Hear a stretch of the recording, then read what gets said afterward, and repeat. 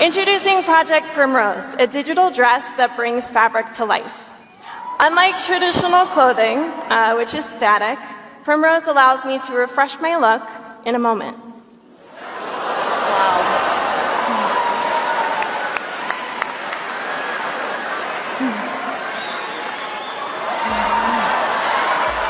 That is wild. I mean, come on, that's crazy. It doesn't have to be static. We can also animate the designs.